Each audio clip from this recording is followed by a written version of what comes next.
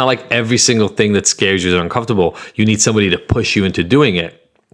But I'm going to tell you that you better learn how to deal with discomfort when it comes up, or you're going to be screwed. Welcome to the IGNTD Recovery podcast, a new way forward for anyone looking for answers but feeling left out. If you've been searching for empowerment, triumph, and purpose, you've found them right here. You won't hear the same solutions, and you're not going to have any excuses to fall back on, because IGNTD Recovery allows heroes to rise and become their best selves. I'm Dr. Adi Jaffe, and I can't wait to be your guide on this journey. Are you ready to become an ignited hero? Hello, everybody, and welcome to this episode of the IGNTD Recovery Secrets podcast. I am Adi Jaffe, and I'm here with some stories that'll make you a little uncomfortable today. You know, I first learned how to swim by being pushed into the pool by my lifeguard. I don't know how many of you have had this experience, but from talking to a lot of people over the years, I've learned that a lot more people had this experience than I imagined in the first place. I mean, this guy's job is to be the lifeguard, is to save people's lives. And literally what he did is he kind of had me stand by the edge of the pool, and then he surprised me by just grabbing my ass and just throwing me into the pool. It was scary as hell. I didn't really know how to swim. I had already gotten into the pool quite a bit and like waddled around and played in the shallow end, but I'd never been in an area that I couldn't put my feet in and stand up. And then all of a sudden I was. And so I'm doggy pedaling and I'm freaking out a little bit, but I'm slowly kind of getting my head above water as much as I can. And he jumps in and he holds me kind of horizontal and allows me to start paddling and supports me and swim. Now, just to be clear, I ended up really, really loving swimming. I ended up being on my swim team in junior high and high school. So it all worked out well, and I still love swimming to this day. And I ended up seeing the same exact thing happening with my kids, where they were really, really scared of water in the first place, and then being thrown into it helped them learn how much they love being in the water. Kai actually really, really hates the cold, but he still loves to swim as long as the water is warm. Now, here's the thing. It's not like that experience you have to be pushed to doing everything you're uncomfortable with, right? It's not like every single thing that scares you is uncomfortable. You need somebody to push you into doing it. But I'm going to tell you that you better learn how to deal with discomfort when it comes up, or you're going to be screwed. Now, this is something I talked about in my weekly email. If you don't get my weekly email, go to ignited.com or one of my websites and kind of sign up for our list so you get it. But I'm going to go much deeper in here and break it down into 3 points that I think will make things really easy to kind of understand and grasp. So first of all, I want you to really understand that if you don't challenge yourself, it actually means you're going to get used to being stagnant. Like, let's just take that pool example for a second, right? I'd gotten used to water. It's not like I was scared of water. I would just go in the shallow end where I could stand up and I could kind of, puddle around and splash water and just do that. But I felt comfortable. Like, honestly, I was in such a shallow end that I could like fall and not drown, right? I could fall into the water and just lay there, and maybe my face would be underwater if I was face down, but that's pretty much about it. What I was scared of is getting to a place that made me uncomfortable, going into the water where it was so deep that I couldn't stand up. That was the next level that I had to get through. Your brain and your body, they will get used to whatever is typical in your life. Anything, it doesn't matter, right? I deal with so many people who've had really terrible childhoods that they thought were normal. Why? Because your brain and your body get used to whatever is typical. So if waking up every day right now and lying on your couch and not doing anything is your thing, your body and your brain will get used to it. If going to a job that you hate is your thing, your body and your brain will get used to it. If being in a relationship that isn't satisfying or makes you feel good is your thing, then your body and your brain will just get used to it. By the way, the exact same thing applies to good things like flying in first class or in your own private jet or driving a Bentley. If you want to listen to episode number 37 from May of 2019, which is called How to Be Happier Than the Richest Man on Earth, you'll hear more about that. But it's not just negative things that your brain will get used to. Your brain will get used to positive things. And so Stagnation is what your body and your brain will get used to if you don't do anything else to shift them. Here's the thing. Getting used to lack of movement and change means that all change becomes uncomfortable because you're not used to experiencing it. It's like a car that is stopped. And the hardest thing for any object that is stopped is to start moving. If you get used to stagnation, your brain becomes stuck in that pattern and that ongoing repetition of just getting up in the morning saying, I don't know what I'm going to do with the day, just getting on the couch, drinking, not drinking, eating, not eating, whatever it is you do, watching TV, binge watching. It becomes a loop that is hard to escape because your momentum is about supporting that loop in the moment. There's this quote from C. Joy Bell that I like that says, the only way we can live is if we grow. And the only way that we can grow is if we change. The only way that we can change is if we learn. And the only way we can learn is if we are exposed. And the only way that we can become exposed if we throw ourselves out into the open. Do it. Throw yourself. What I love about it is it goes through the nuance, right? Growth comes in so many ways, actually, for us. Your skin replaces itself all the time. It grows, it changes, it needs to adapt. But in terms of the psychological experience you have in life, if you don't create the friction, if you don't have change, there's nothing for you to grow into. Now, here's the thing. Alone, this point wouldn't make enough sense because if you could just be happy sitting on your couch all day, watching movies and eating potato chips, you wouldn't need to change. But point 2 is important because stagnancy creates angst and anxiety. You know, I went to jail. I spent about a year in jail. And there's some terrible parts to going to jail. I'm not going to lie to you. That whole frisking you naked, bent over, it's a thing. The whole being stuck in a room, actually in a dorm, if you're in one of the bigger dorms with like 50, 60 guys who are not very happy with their lives and there's fights and riots, it's a thing. The sheriff and the police department hitting people and isolating you and just screaming at you because they can and they have all the power in the world in that place. It's also a thing. But you know what the worst part of jail is? Boredom and isolation. That's the worst part. I mean, you've seen movies and TV shows, even if you've never been to jail yourself, where putting somebody in isolation is the worst punishment. Why? Because nothing changes. It's just you alone with you. And oftentimes they don't even have windows, so you can't see the time change and the sun go up and down and the moon come up and down. So you're stagnant. And that stagnancy creates anxiety and angst. And when you stay in one place or in one position or in one situation for too long, you get uncomfortable. You know this. Think of like people get really sick and in the hospital they have bed sores. Those are from lack of movement. Or the last time you thought of leaving a job because you realized there was no room to grow. You were getting uncomfortable because of lack of movement. Or maybe the last time you spent some time at a party and it was getting too late and you've been there for too long and you got that discomfort. It's because you stayed in the same situation for too long.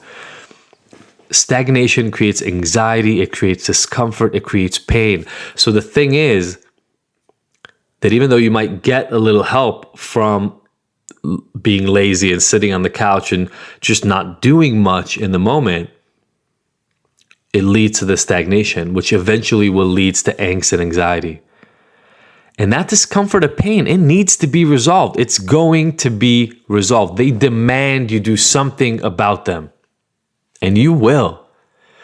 In a hospital, if you can't move, the nurses will move you. Otherwise, the bed sores will eventually become so infected, so problematic that you will die from them, from the lack of movement, for the blood collection. If you stayed in that job where there was nowhere to go and there really ended up being nowhere to go, you will leave.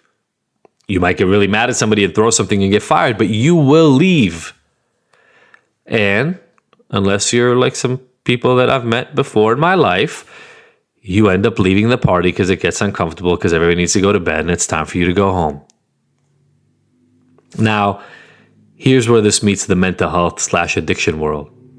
Almost everybody who comes to see me started out using their substance or their behavior of choice to deal with the discomfort. Their life ended up in a situation that they hated, they didn't like, they wanted it to change. They didn't know how to change it.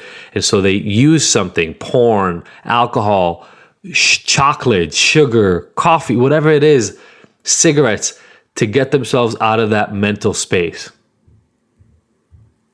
It worked. It actually normally worked for a really long time, like years.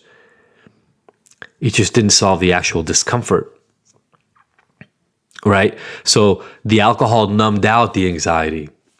The drugs eliminated the pain for a certain amount of time. The porn made it so that your social anxiety didn't matter all so much because you could get whatever you needed to from a computer screen. But the only thing that actually solves the discomfort is getting comfortable with being uncomfortable and then dealing with the friction that resolves the pain. What am I talking about? If you're really uncomfortable around people, you got a few options. Learn ways to be more comfortable, learn ways to be more confident, find people that you're more comfortable with, or find ways to get very, very developed in your isolation so that you do enough and you are active enough that you don't need that outside stimulation to drive your life moving forward. Has to happen.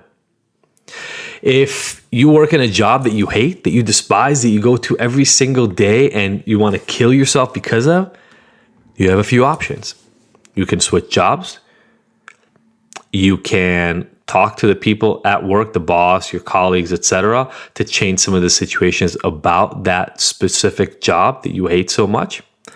Or you can find a way to internally change the perspective you have about the work you're doing so that it doesn't bother you to the same extent. But you're going to have to create change.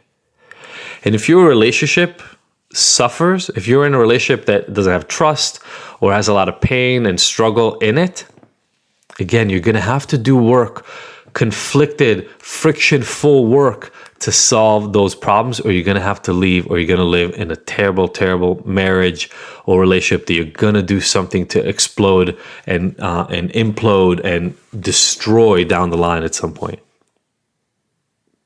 It's just a necessity, right? The pain, the angst, the discomfort, the anxiety, they're going to require change.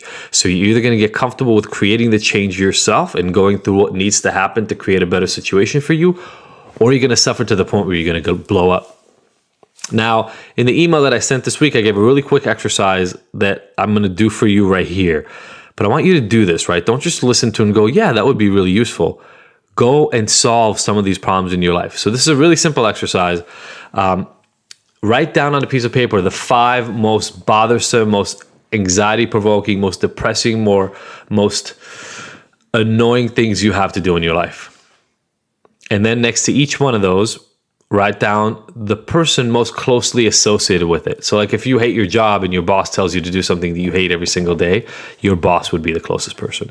If you fight with your partner every single day, your partner, your husband, wife would be that person. If you have to drive your kids to school every day and you hate it, that would be your kids would be the closest people to it. Now, you write 5 of these things down, but you're going to take 3 and you're going to circle the activities that bother you the most and that the person associated with them is somebody you can have a conversation with. 3 out of the 5. And now comes the hard part. Right up to now is just writing stuff down. It's a little uncomfortable, but it's not that bad. Now you got to go do something about it. So what I want you to do is I want you to plan out a way to talk to that person that you identified in the exercise about what it is that's bothering you. Now, I gave people some guidelines, so I'm going to give them to you here. You're going to go back to the individual that you identified in step 3, and you're going to have a conversation with them about what it is that bothers you. Now, here's what's important. You're going to use I language to let them know that you've identified a specific activity as something that creates a lot of stress and anxiety in your life, and that you are hoping there's something that you guys can think of together to help change, adjust, or eliminate that reality. Don't blame them for what they do, because the activity you're doing is your responsibility, not their fault. And never place the responsibility for change on them. You're responsible for your own change. Now, I can't promise that what you want will come out of that conversation, but I can promise one thing. Having that conversation will get you more comfortable with discomfort. And that alone will be a skill that you will use for the rest of your life. Now, you got to go back to that last step and repeat it 2 more times for the 3 additional conversations. This is your first constructive conflict adulting exercise. You know, when we're kids and the things that we don't like, we escape them, we avoid them. I did that. I did that my whole life. I moved to LA from New York because I didn't get along with my family.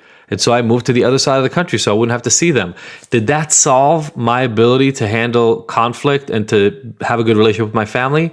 Not at all. Not at all. What it did was just kick the can down the road. That's all it did, is it delayed it so that I would wait longer. I used to distract myself, numb out, do anything that I could not to deal with discomfort. But the thing is that once you've had to deal with it, you realize you can take on anything. Some of these examples are things that hopefully you'll never experience. Like jail, right? I talked about jail. Jail was incredibly uncomfortable. But when I left and I made it out, I now know you can throw me anywhere and I will end up being okay. Drug dealing alone was a really bizarre career to have that created a lot of discomfort. People lying to you, stealing from you, pretending to be your friends. You have to figure out how to deal with that conflict.